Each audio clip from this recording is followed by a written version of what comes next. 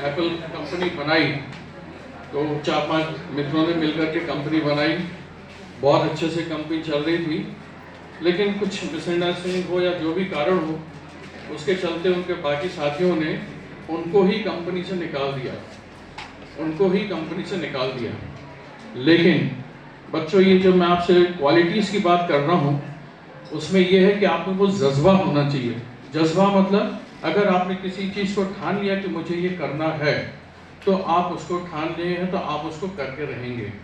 अब ये आपके ऊपर है कि आप कितनी शिद्दत से किसी चीज़ को सोचते हैं। मैं शायद पहले भी आपसे बोल चुका हूँ, आप अगर किसी चीज़ को दिल से चाहते हैं कि ये मेरा होना चाहिए, मेरे को ये पाना है, मेरे को पोजीशन पानी है, तो आप मान के चलिए इस जीवन में कभी ना कभी आप उस चीज़ को जरूर पाएंगे। अब इसमें अप्स एंड डाउन्स होते रहते हैं, कभी आप सक्सेसफुल होते हैं, कभी आपको फेलियर भी देखना पड़ सकता है।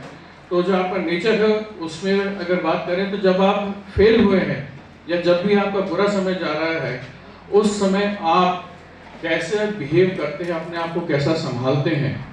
और जो मैं आपको कहानियाँ बता रहा हूँ यही है कि जो बिल्कुल एक्सट्रीम, मतलब शायद और कोई होता तो सुसाइड कर लिया होता, इतना है, मतलब इतना भारी कर्ज। और भी जो भी कहानियां हैं वो सब ऐसे हैं कि उन्होंने मुश्किल समय में हिम्मत नहीं छोड़ी।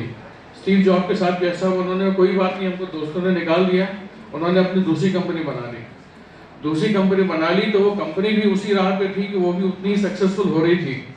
तब एप्पल के जो उनके पुराने दोस्त थे उनका ग्राफ डाउन होने लगा, क्योंकि मेन फोर्स तो स्टीव जॉब ही थे। तो उन्होंने फिर उनसे रिक्वेस्ट किया कि भाई तुम हमारे साथ मर्ज हो जाओ और हम एक बार फिर काम करते हैं। तो आज कितने वर्थ की कंपनी है, और एप्पल जो फ़ोन है वो हम सब का ड्रीम होता है। आप समझ सकते हैं कि उसमें क्या क्वालिटी है।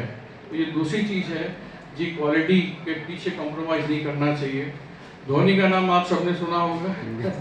सो धोनी जो है वो भी बहुत ही, उनके पिताजी पंप ऑपरेटर थे, मतलब रांची मैकॉन में उनके पिताजी जो है वो वाटर सप्लाई करते, उसमें पंप ऑपरेटर थे।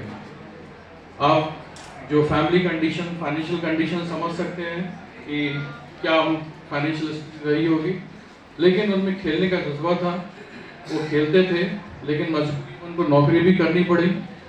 उन्होंने टीटी की नौकरी भी की, लेकिन खेलना उन्होंने नहीं छोड़ा।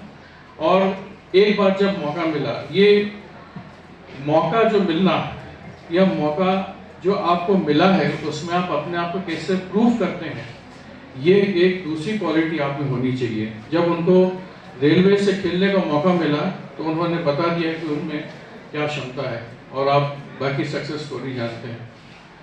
ऐसे ही इन्फोसिस आप